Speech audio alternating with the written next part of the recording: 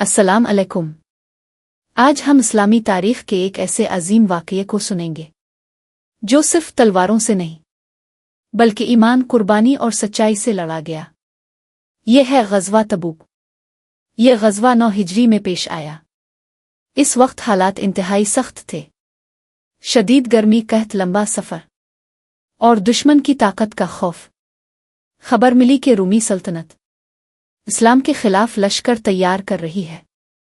नबी करीम ने इस बार बरखिलाफ मामूल जंग की तैयारी को खुफिया ना रखा बल्कि साफ ऐलान फरमाया ताकि हर शख्स हकीकत जानकर फैसला करे।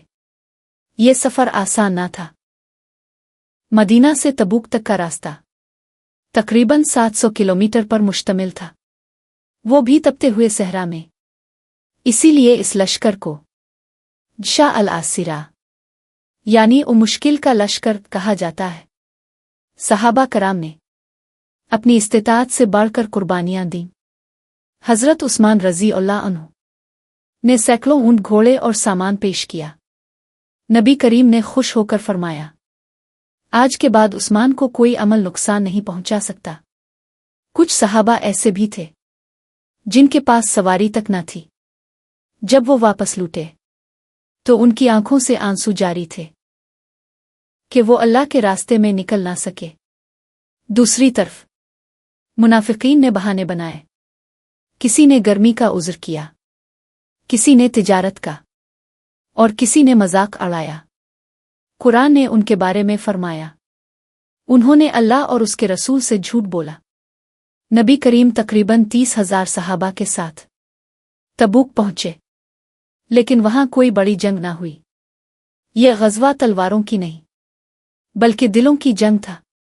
रूमी फौज मुसलमानों के अज़्म को देखकर आगे बढ़ने की हिम्मत ना कर सकी। यूं बगैर खून बहाए इस्लाम की ताकत और रोब कायम हो गया।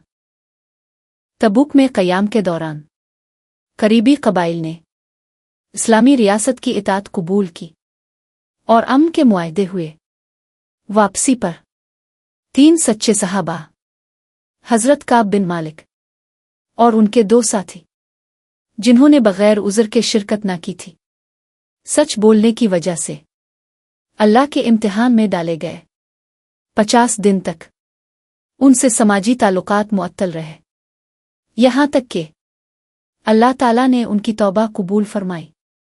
ये वाक़या हमें सिखाता है कि सच्चाई आखिरकार नजात दिलाती है।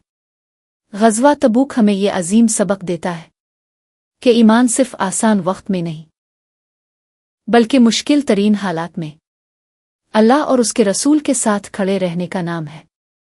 मेरे भाइयों और बहनों, ये ग़ज़वा हमें बताता है कि नियत, कुर्बानी और सच्चाई अल्लाह के नज़दीक सबसे ज़्यादा कीमती है।